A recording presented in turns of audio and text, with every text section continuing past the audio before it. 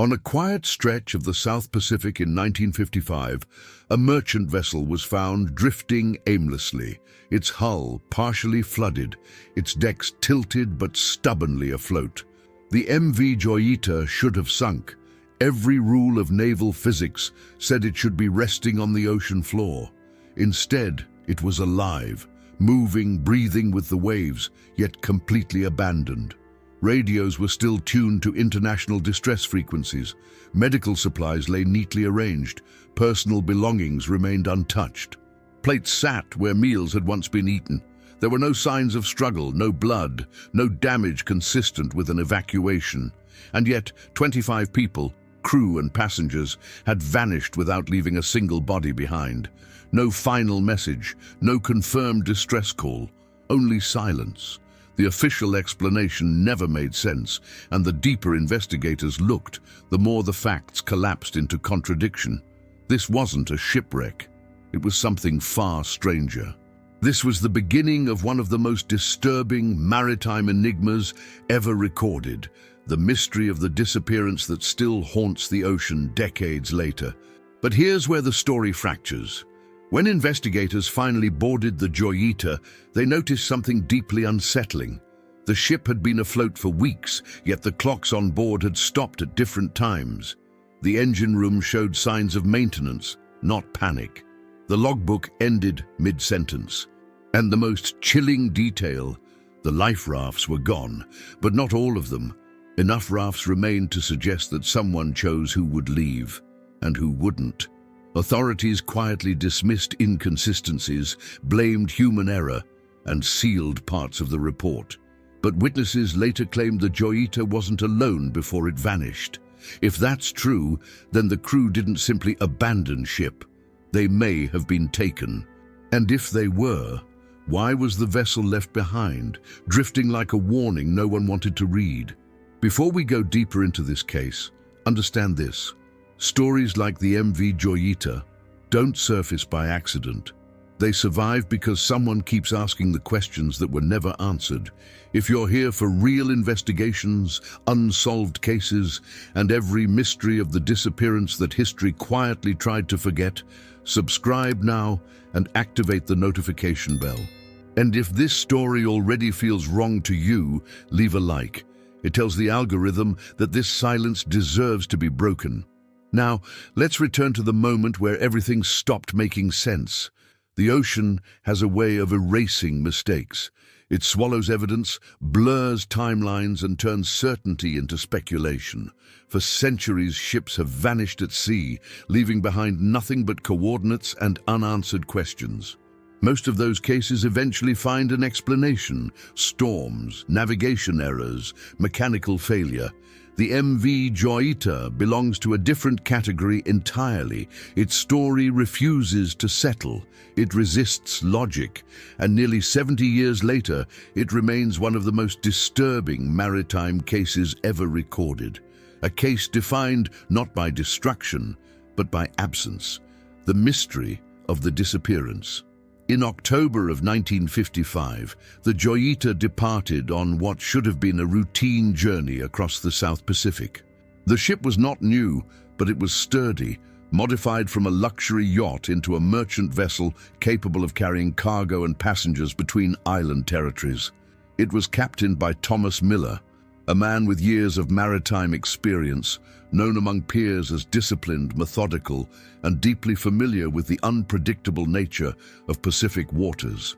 Nothing in his background suggested recklessness. Nothing in the ship's inspection reports suggested imminent danger. And yet, from the moment the Joyita slipped beyond the horizon, something began to fracture in the expected order of events. Unlike vessels that vanish without a trace, the Joyita would eventually return, physically intact, still afloat, still moving with the currents. That fact alone sets it apart.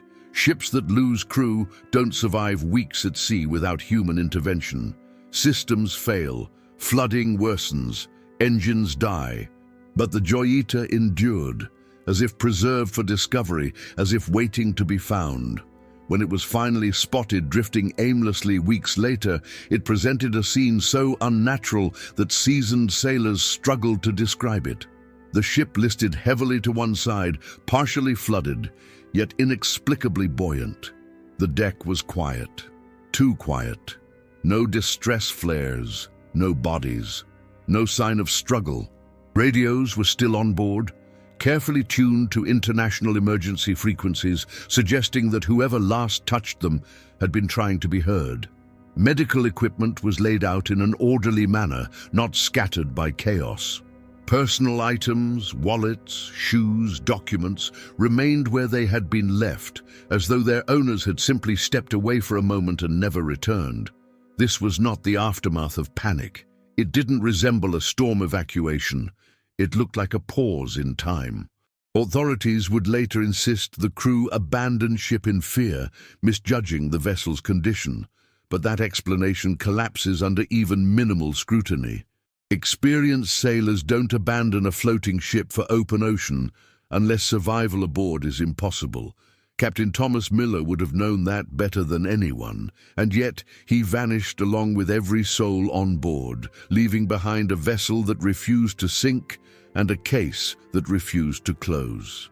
From the very beginning, the Joyita challenged every assumption about maritime disasters.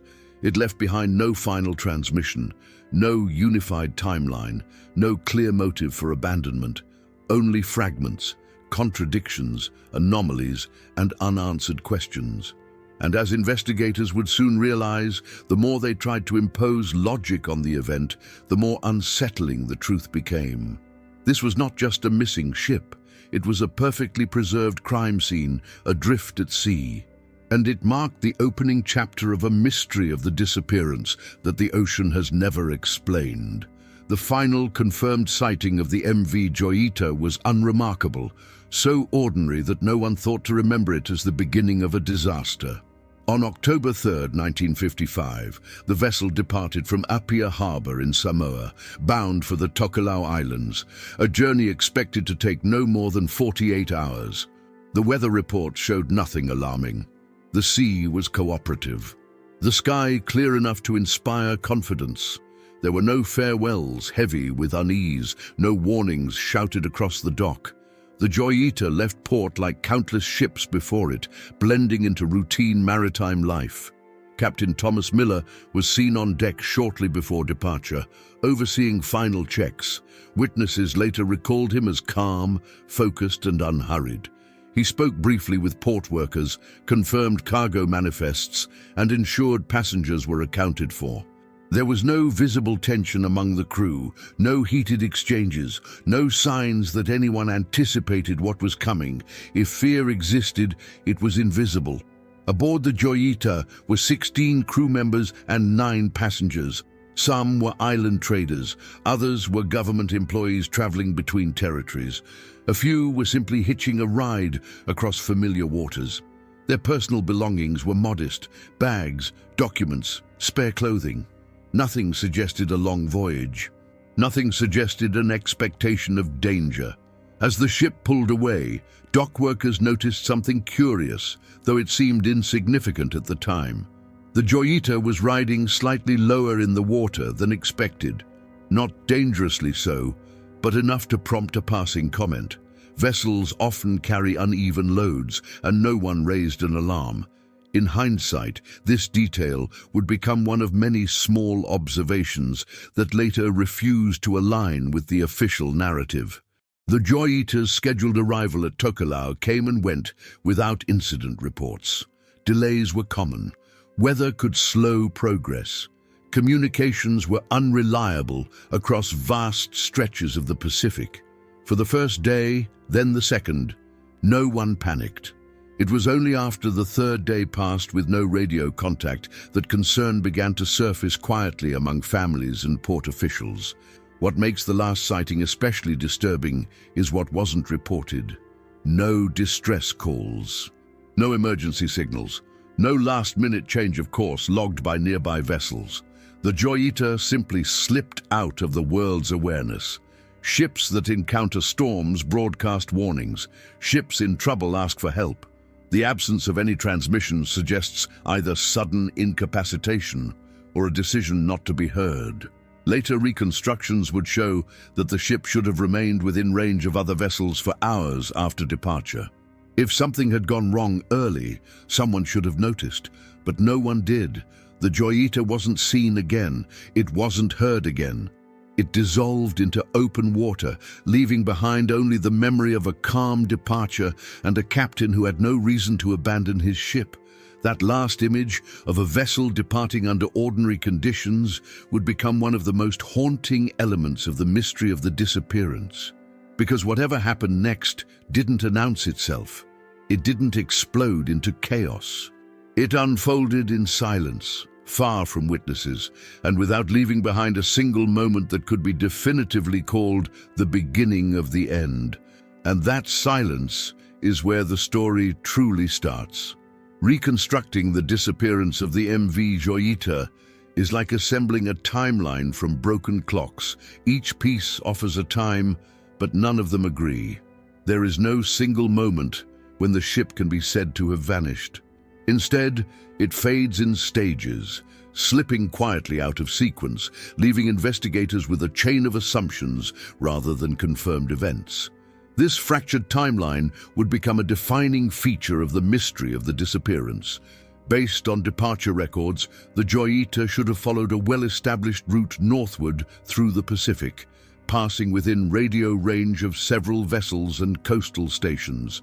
For the first few hours, everything appears normal. No reports from other ships describe erratic movement. No unusual weather systems form in the region.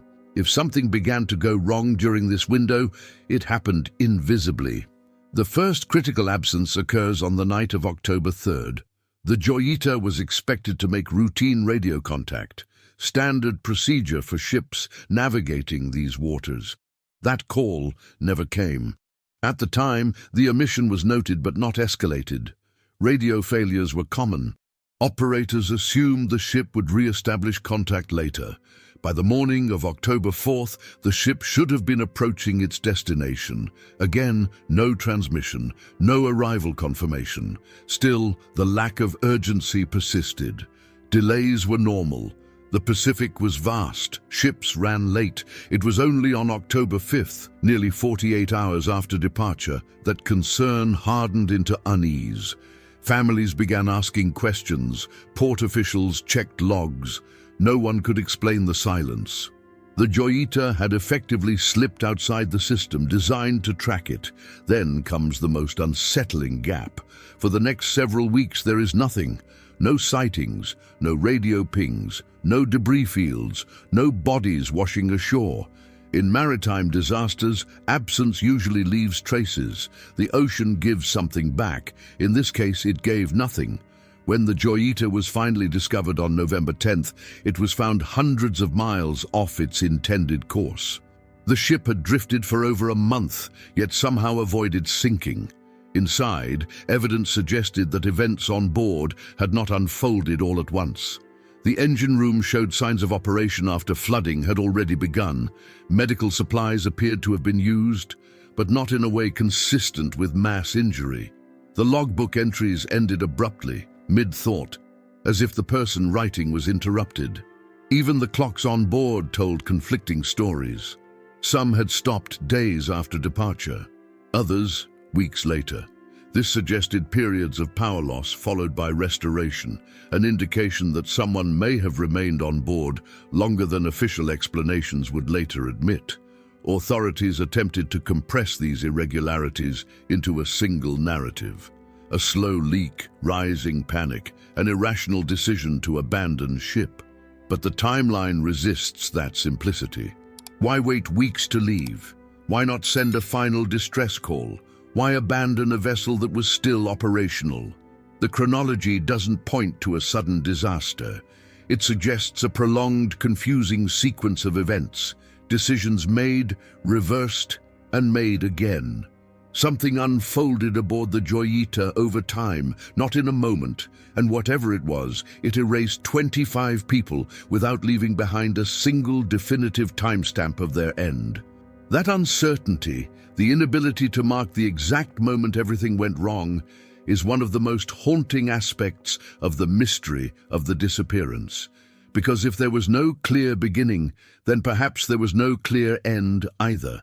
The first warning signs did not arrive as sirens or emergency signals. They came quietly, through absence.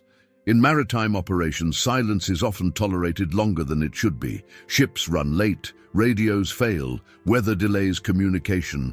And so, when the MV Joyita failed to arrive on schedule, the initial response was not alarm, but patience. That hesitation would later prove critical in shaping the mystery of the disappearance. Families of the passengers were the first to feel something was wrong.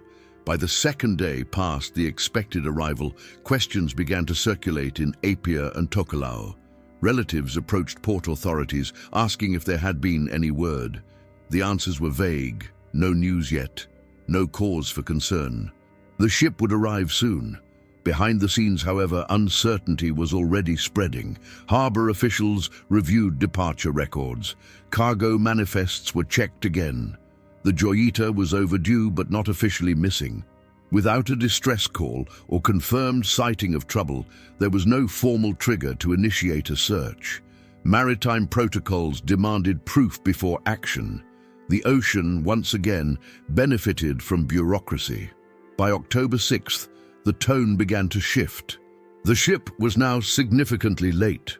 Radio operators attempted to raise the Joyita on multiple frequencies, including international distress channels. There was no response. Nearby vessels were asked informally if they had seen or heard anything unusual. None had. The route that should have been busy with passing traffic offered nothing but empty coordinates. Still, no official alert was issued. What followed was a critical delay, one that would later fuel accusations of negligence and quiet suppression. Authorities hesitated to declare the vessel missing, partly due to the absence of evidence, partly due to an institutional reluctance to trigger a large-scale search without certainty. Each passing hour increased the odds that if something had gone wrong, survivors would already be beyond help. As days turned into a week, concern escalated among families. Rumors began to spread, whispers of storms, mechanical failure, even mutiny. None were substantiated. With no official information, speculation filled the vacuum. The silence became its own form of communication. When the ship was finally classified as overdue, the language used by authorities remained cautious, almost dismissive. No emergency. No confirmed disaster, just a vessel that had failed to report. This phrasing would later be used to justify the slow response and limited initial search radius. By the time a formal alert was issued, the Joyita had already been missing long enough for currents to carry it far from its intended route. Any chance of locating the vessel near its last known position had vanished. The search would begin blind, based on assumptions rather than data. The absence of urgency in those early days created a permanent shadow over the investigation. Why was no distress signal required to prompt immediate action? Why were families reassured instead of warned? And why did official concern only emerge once the ship was already lost to time and distance? The first alerts came too late, and they came without conviction. In a case defined by silence, that hesitation may have been the most decisive factor of all. It allowed the mystery of the disappearance to deepen, unchecked, before anyone even realized there was a mystery to solve. When the official search for the MV Joyita finally began, it was already compromised by time, distance, and uncertainty. The ocean had been given a head start of nearly 2 weeks, and whatever had happened aboard the vessel was no longer anchored to a single location. From the outset, the operation felt less like a rescue and more like a reluctant obligation, procedural, limited, and strangely restrained. This too would become a defining layer of the mystery of the disappearance.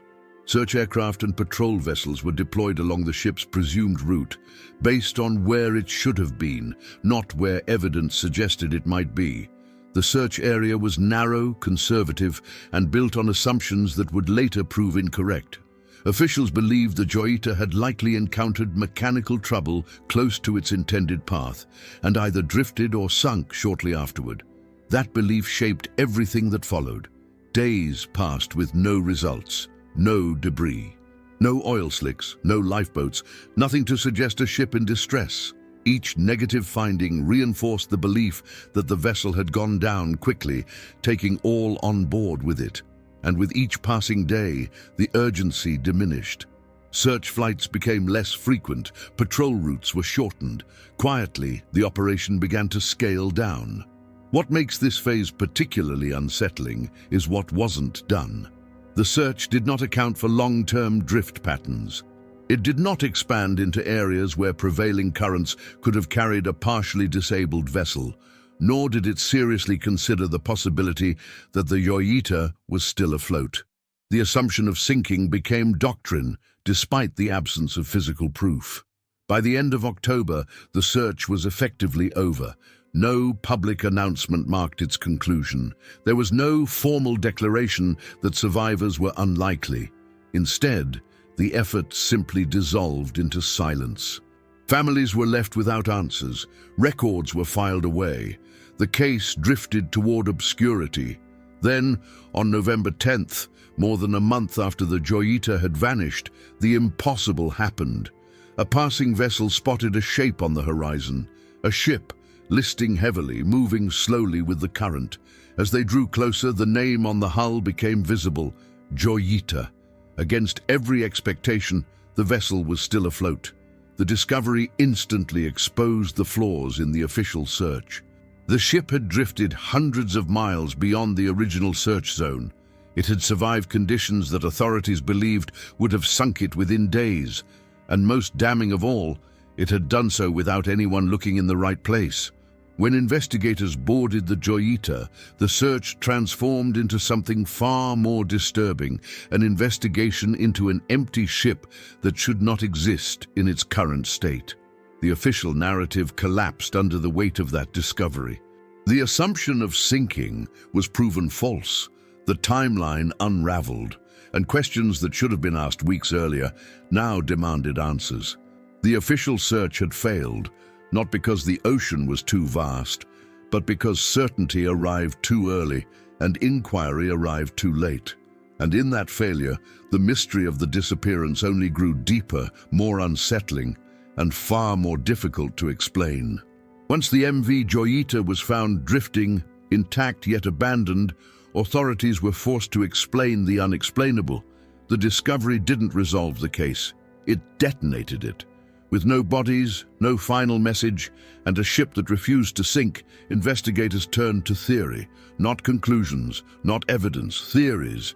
Each one attempted to impose order on chaos, and each one fractured under scrutiny. This collision of explanations would become central to the mystery of the disappearance. The first and most widely accepted theory was panic. According to this version, a slow leak in the hull caused flooding, convincing the crew that the ship was doomed. Fear spread, rational judgment collapsed. Captain Thomas Miller, under pressure, ordered an evacuation.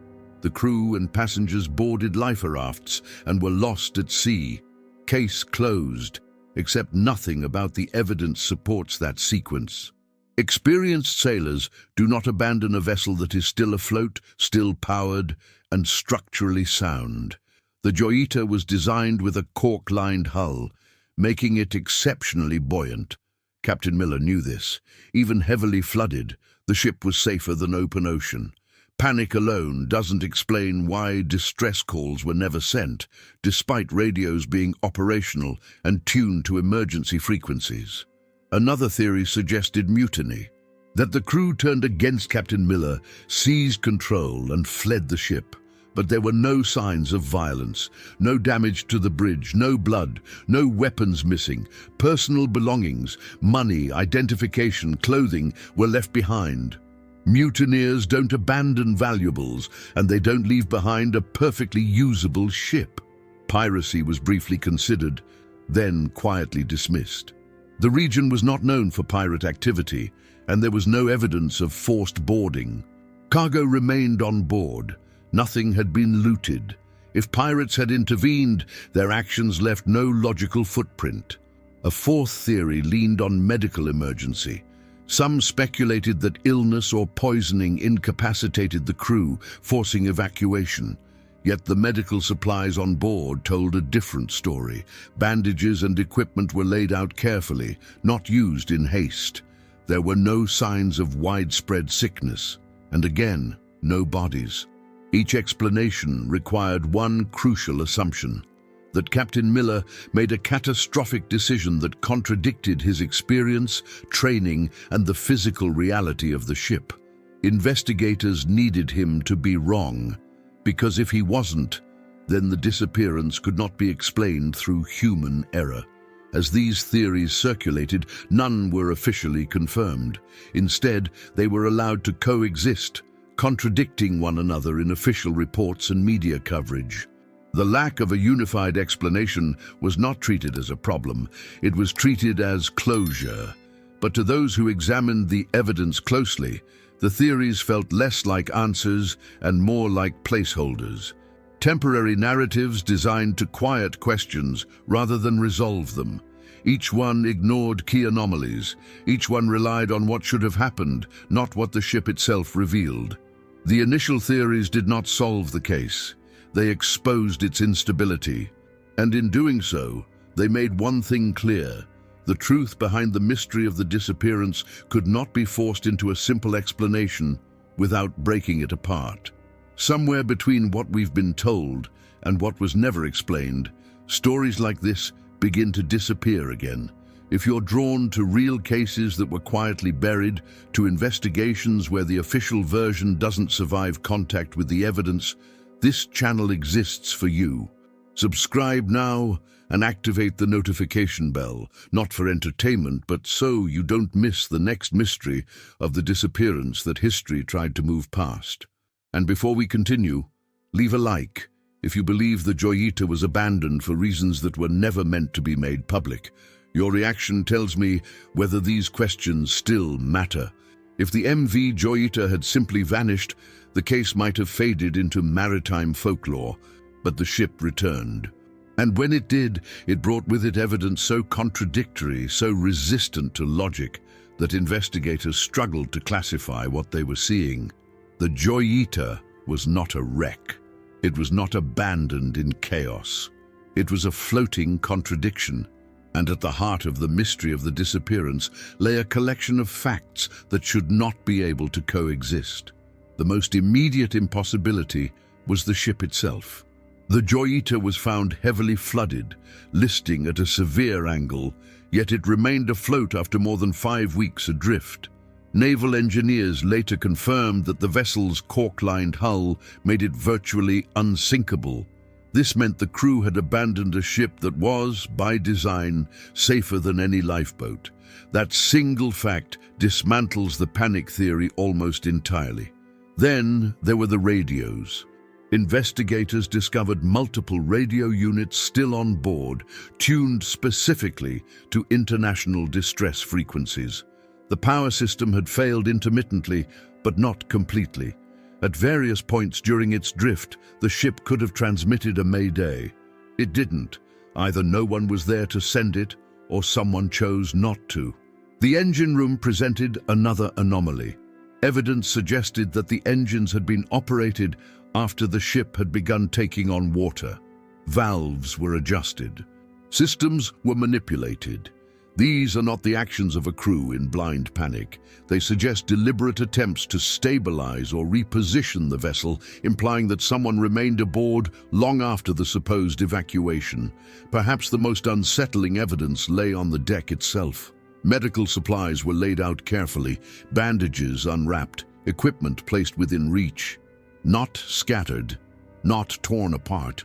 This wasn't emergency triage in a storm. It looked planned, methodical, as if someone expected to return.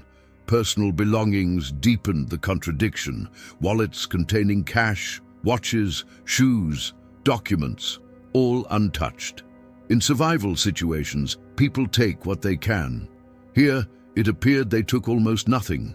The lifeboats were missing, but not all of them. Enough remained to raise an unspoken question. Why were some used and others left behind?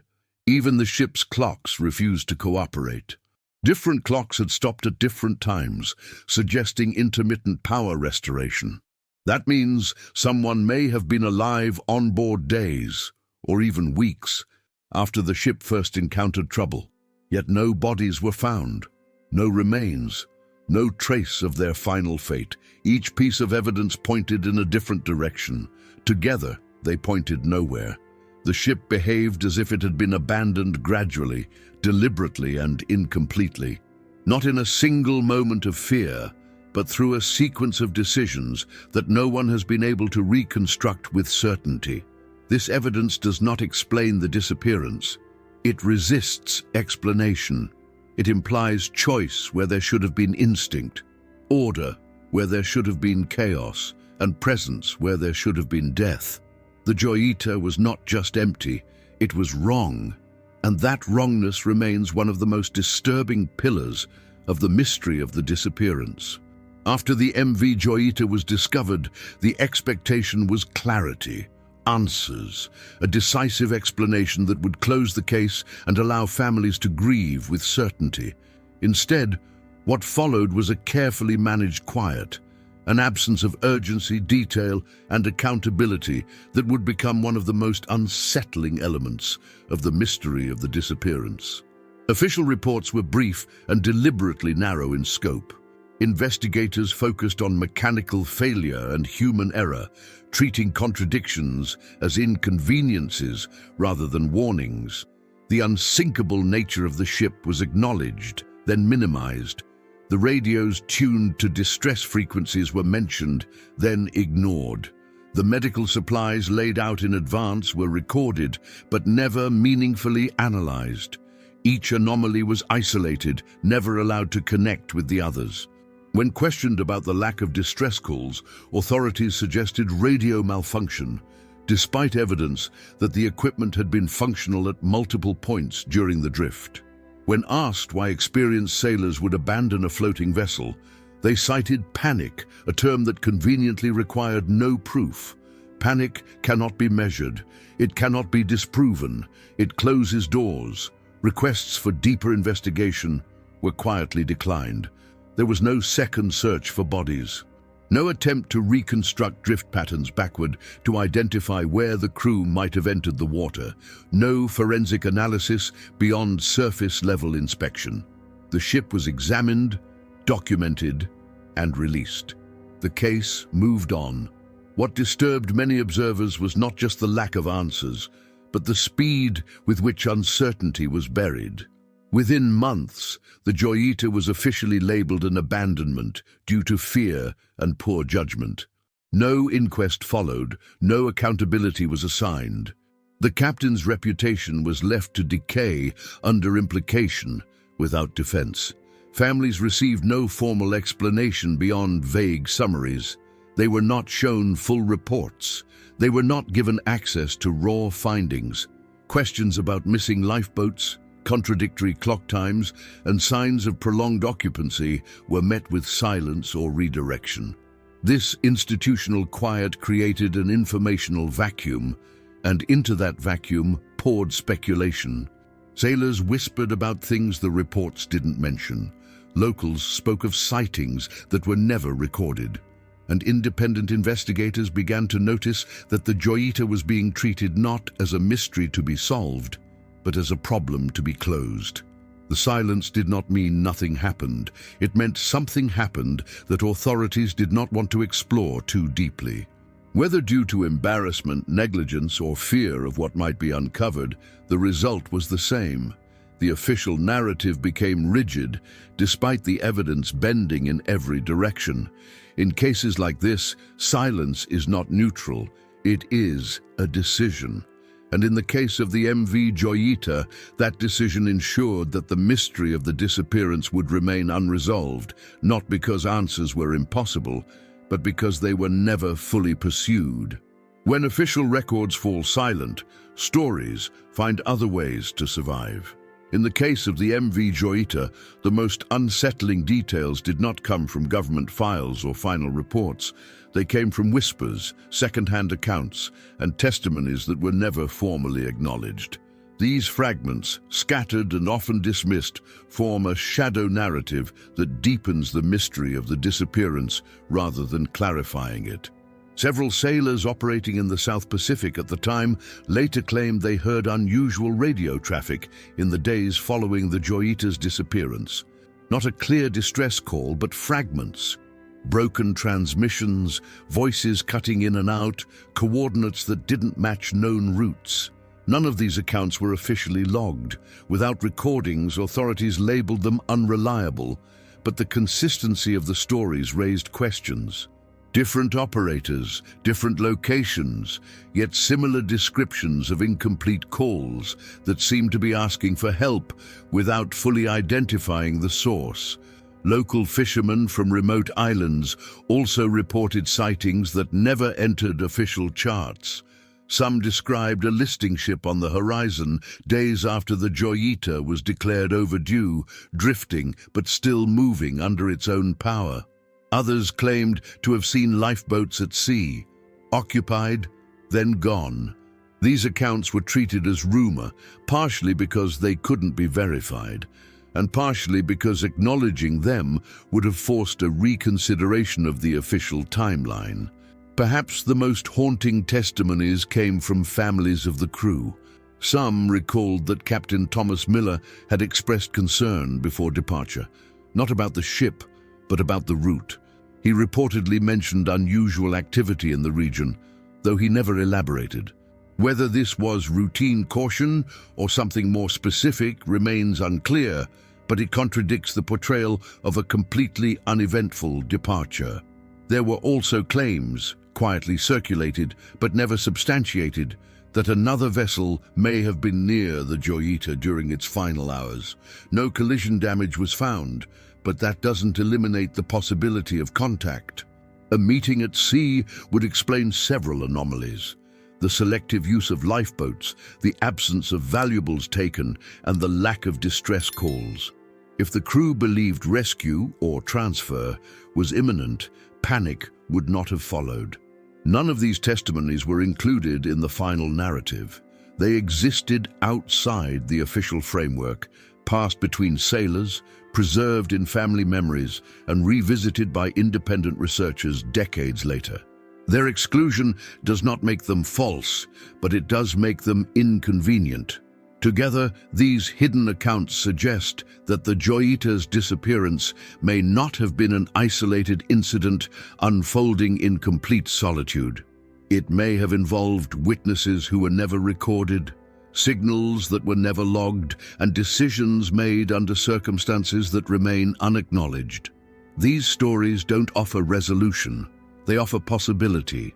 And in a case defined by what cannot be proven, that possibility is enough to keep the mystery of the disappearance alive, hovering just beyond the reach of official history. To understand what may have happened aboard the MV Joyita, investigators were forced to look not just at the ship, but at the ocean itself. The South Pacific is not an empty expanse. It is a complex, shifting landscape of currents, trenches, reefs, and rarely monitored corridors. Within this environment, there are places where ships don't simply get lost, they disappear. Mapping these zones became another unstable layer of the mystery of the disappearance. The Joyita's intended route passed through areas known for unpredictable drift patterns. Ocean currents in the region do not move in straight lines. They loop, fracture, and reverse. A disabled vessel could travel hundreds of miles in a matter of weeks without following any logical trajectory. This explains why the ship was found so far from its expected position, but it also raises a troubling question: where did the crew leave it? One possibility places the critical moment near the Tokelau Passage, an area dotted with shallow reefs and submerged hazards. A minor collision or grounding could have caused the flooding without catastrophic damage. In such a scenario, the crew might have believed the ship was compromised beyond recovery. But if that were the case, Why was no distress call sent? And why was the vessel later found with systems still operable? Another theory points farther south, into less traveled waters where shipping lanes thin and oversight disappears. In these regions, encounters with unregistered vessels, fishing boats, cargo ships, or something else entirely were not unheard of. If the Joyita crossed paths with another ship, the disappearance could have unfolded not as an accident, but as an interaction, one that left no official record. There are also areas of the Pacific where communication becomes unreliable by default. Dead zones where radio signals distort, overlap, or vanish entirely. If the Joyita entered one of these zones while already experiencing mechanical issues, the crew may have been isolated long before anyone realized it. Isolation breeds decisions that seem irrational in hindsight. What complicates all location-based theories is timing. The ship appears to have remained active after the initial incident. This suggests movement, either under its own power or influenced by currents, over an extended period. The place where the crew vanished may not be the place where the ship was found. It may not even be a single location at all. Some researchers have gone further, noting similarities between the Joyita's drift path and other maritime disappearances in the region. Ships found empty, crews gone. Vessels recovered far from their last known positions. These cases were never officially connected, but the geographic overlap is difficult to ignore. The ocean does not preserve scenes, it rearranges them. And in the case of the Joyita, the sea may have scattered the truth across multiple locations, reefs, open water, and uncharted corridors, ensuring that no single place could ever provide a complete answer. In the end, the geography doesn't solve the mystery of the disappearance. It multiplies it, because wherever it happened in a place designed by nature to erase certainty. When surface explanations collapse, deeper theories begin to form, not because they are comfortable, but because they account for what simpler narratives refuse to explain. In the case of the MV Joyita, these deeper interpretations emerged from the gaps left behind by official silence, impossible evidence, and unresolved geography. They do not claim certainty. They exist because the mystery of the disappearance demands something more than panic and bad luck. One such theory suggests coordinated removal, not a rescue gone wrong, but an intentional transfer of people from the Joyita to another vessel. This would explain the selective use of lifeboats, the lack of valuables taken, and the absence of distress calls. If the crew believed they were being evacuated, not abandoned, there would be no reason to transmit a mayday. The ship would be left behind, drifting, its purpose fulfilled. But who would orchestrate such a transfer and why? This is where speculation darkens. Some researchers have pointed to the mid-1950s context, a period of heightened intelligence activity in the Pacific. Naval operations, surveillance routes, and classified movements were common, rarely documented publicly. If the Joyita crossed paths with something it shouldn't have, or carried someone it wasn't supposed to, removal rather than rescue becomes a disturbing possibility. Another theory involves forced compliance, not pirates seeking cargo, but individuals interested in people. This would explain why nothing was stolen and why the ship was left intact. It also aligns with the ship's apparent orderliness: no struggle, no chaos, no resistance. Compliance can look calm from the outside. There is also the theory of prolonged survival followed by disappearance. Evidence suggests someone remained aboard after the initial incident. If true, then the crew may have been alive for days or weeks, slowly exhausting options. At some point, they left the ship, but under what circumstances, and why were no bodies ever recovered? The darkest theories attempt to link the Joyita to other unexplained maritime disappearances in the region. Ships found empty, crews missing. Investigations closed quickly. Individually, these cases are anomalies. Together, they suggest a pattern, one that was never officially acknowledged. None of these theories can be proven. That is their power and their danger. They exist in the vacuum left by unanswered questions, supported not by evidence alone, but by the refusal of simpler explanations to hold. In the absence of truth, depth becomes necessary. And the deeper one looks into the mystery of the disappearance, the more it resembles not an accident, but an event that was never meant to be fully understood. With no definitive answers, investigators were eventually forced to attempt what the evidence resisted: a reconstruction, not of certainty, but of plausibility. A sequence of events that does not resolve every contradiction, but accounts for more of them than any single theory alone. This reconstruction is not official. It exists in the negative space of the record, shaped by what the ship revealed and what authorities avoided. It is the closest approach to the truth behind the mystery of the disappearance. Sometime after departing Apia, the Joyita begins to take on water.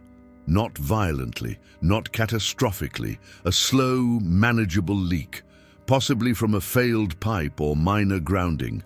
The crew notices it. Pumps are engaged. The situation is concerning but not desperate. The ship continues moving. At some point, the power system begins to fail intermittently. Lights go out, then return. Radios remain functional but unstable. Captain Thomas Miller likely assesses the situation as serious but controllable. This explains why no immediate distress call is sent. There is still time, still options. As flooding increases, the ship develops a list. The cork-lined hull keeps it afloat, but the visual impact is deceptive. To an untrained eye, or even to anxious passengers, the ship may appear closer to sinking than it actually is. Tension rises. Medical supplies are prepared, not for mass injury, but for precaution. Someone is hurt or expected to be. Then comes the turning point, the appearance of another vessel. Whether it was planned or coincidental remains unknown, but this moment changes the equation entirely. Communication may have occurred, radio, signal, or visual contact. The presence of another ship offers an alternative to waiting out an uncertain situation aboard a damaged vessel. A decision is made, not in panic, but in hope. Lifeboats are launched selectively. Not everyone boards at once. Some remain behind, possibly to stabilize the ship, possibly to await further transfer. This would explain the missing but incomplete lifeboats, the continued engine adjustments, and the prolonged onboard activity suggested by clock discrepancies. At some point, something goes wrong. The second vessel leaves or cannot take everyone. Communication is lost. Those left behind are now isolated, on a listing ship drifting beyond established routes. Power fails for the final time. No distress call is sent, either because radios are dead or because no one remains capable of using them. Eventually, the last people leave the Joyita, or they don't. The ship drifts on, empty but functional, preserving a frozen moment of interrupted survival. Weeks later it is found, alive, intact, and accusing in its silence. This reconstruction does not solve the case, but it respects the evidence. It explains the order without denying fear, the abandonment without insisting on irrationality. It leaves room for human decision, miscalculation, and intervention without reducing the event to chaos. In the end, the Joyita becomes what it always was, a vessel that outlived its story, carrying the mystery of the disappearance forward long after everyone else was gone. The MV Joyita was eventually towed, repaired, and returned to service. The ocean released the ship, but never the truth. Captain Thomas Miller was never found. Neither were the crew, neither were the passengers. No bodies surfaced. No final signal was ever confirmed. And with time, the official explanation hardened into something that looked like resolution, but wasn't. It was simply the end of questioning. Yet the ship itself remains the loudest contradiction. A vessel designed not to sink, found afloat. Systems partially operational, evidence of prolonged human presence after the moment when everyone was supposed to be gone. These facts don't fade with time, they sharpen. And as decades passed, the Joyita transformed from a maritime anomaly into a benchmark case, cited whenever ships are found empty, crews missing, and reports closed without answers. The most unsettling aspect of the mystery of the disappearance is not what we don't know, but what we choose not to confront. If panic truly drove experienced sailors into lifeboats, why were valuables left behind? Why was no unified distress call sent? Why do the clocks disagree? Why does the timeline stretch instead of collapse? And why did the investigation end precisely where the questions became most uncomfortable? There are other cases like this. Ships discovered adrift, personal belongings untouched, crews erased, each one treated as isolated, each one explained just enough to move on. But the patterns remain. And patterns demand attention. The Joyita forces a final disturbing question. What if disappearance at sea is not always accidental? What if some events are misunderstood not because they are complex, but because they challenge assumptions we rely on for safety and control? The ocean doesn't need to kill to erase. Sometimes it simply allows things to vanish quietly, while leaving behind enough evidence to suggest that the truth was never meant to be simple. Somewhere in the Pacific, the Joyita's final coordinates remain just numbers on a chart, but the silence that began there never ended. It moved forward in time, carried by unanswered reports, overlooked testimonies, and official conclusions that never quite closed the door. And perhaps that is the real legacy of the Joyita, not an abandoned ship, but a warning. That disappearance doesn't always announce itself. That absence can be engineered, and that some mysteries remain unsolved, not because the answers are impossible, but because finding them would require asking questions no one was prepared to answer. The mystery of the disappearance doesn't end with the Joyita. It waits for the next ship to be found drifting intact and impossibly empty. Cases like the MV Joyita don't end, they're simply left unfinished.